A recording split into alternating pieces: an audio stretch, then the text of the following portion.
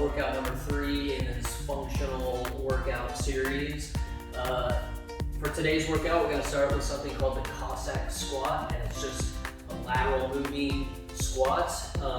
So if I'm in this position, I'll get to a straddle position, and I'm just going to squat down to one leg. Okay? So I'm keeping my back straight as much as possible, and I'm just sitting to one side while I keep my other knee straight. That is the Cossack Squat. So I'll do all my reps on one side, and then I'll do my reps on the other side. If you want, you can load this with whatever weight you want, and again, you can use a dumbbell, use a kettlebell, whatever you have, use whatever weight you're comfortable with. So don't go too heavy.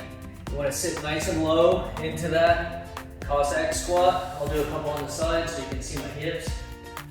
So again, I keep my back straight here.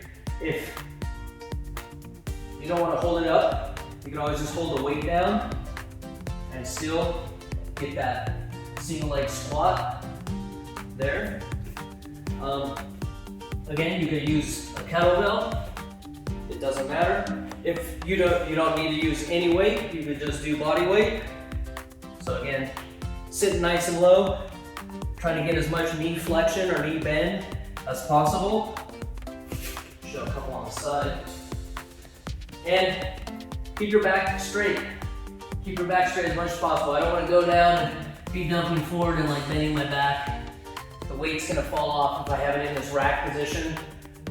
And also, if you're adding weight, that might strain your back. So keep your back nice and straight while you do the Cossack Squat. All right, so for our second movement in today's workout is just a handstand press, and use a wall. And I'm doing a deficit, which means I'm putting plates on the ground so it's a further range of motion. But I'll show you some other variations. And if you can't do this movement, no problem. We're just gonna do a kneeling shoulder press with dumbbells, okay? So this is a little more advanced, so we have an advanced and basic movement. There's a couple variations of the handstand press as well, which I'll show you. So handstand press, just use some plates. You're gonna go against the wall, put your head on the ground, and then you're just pressing up. So this is pretty advanced, right? You have to have a lot of upper body strength to do this. And just lean back against the wall. It's not really a balance exercise. So we're just gonna do 8 of those reps per set, okay? So I realize that's probably pretty advanced for a lot of people. And I will reduce the intensity as I get fatigued through the workout. So don't feel like you have to try to make that happen every set. If you can get your first, second set done with that deficit press, great. But as you fatigue, get rid of the weights. It's less range of motion, but it's gonna be easier, obviously. So just kick up, and then I'm pressing, okay? So just touch your head to the ground, and you'll get your reps in per set. Just do 8 per set, okay? So if you wanna keep doing this movement, we're gonna do what's called a Kip Up. See, so where I use momentum created from my lower body to execute the movement, and it will look like this. So do this if you're new, if you know how.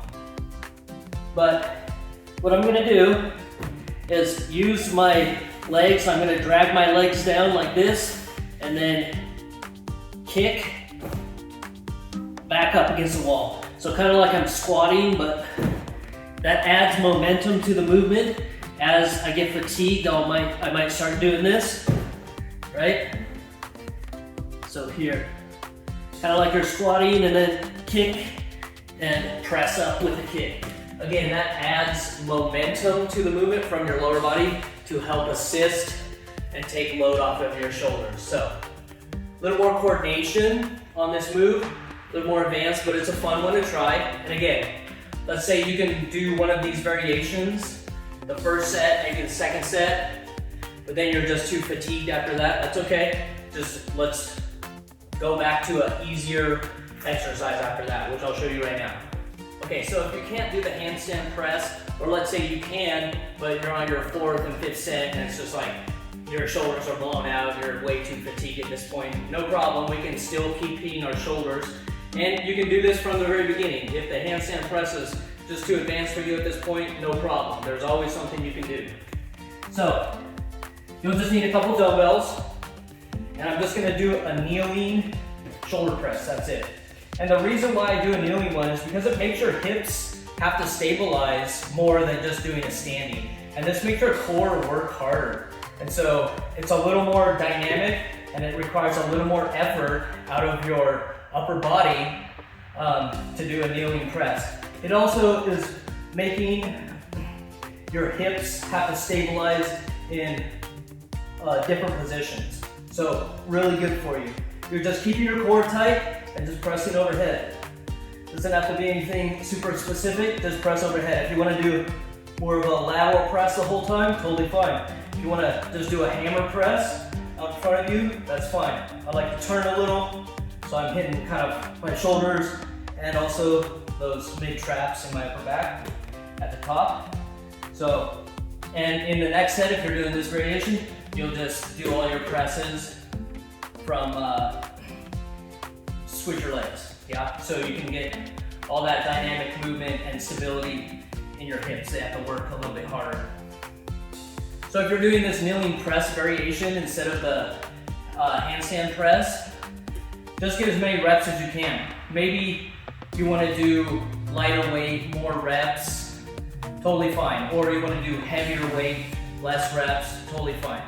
Just do whatever's comfortable for you, okay?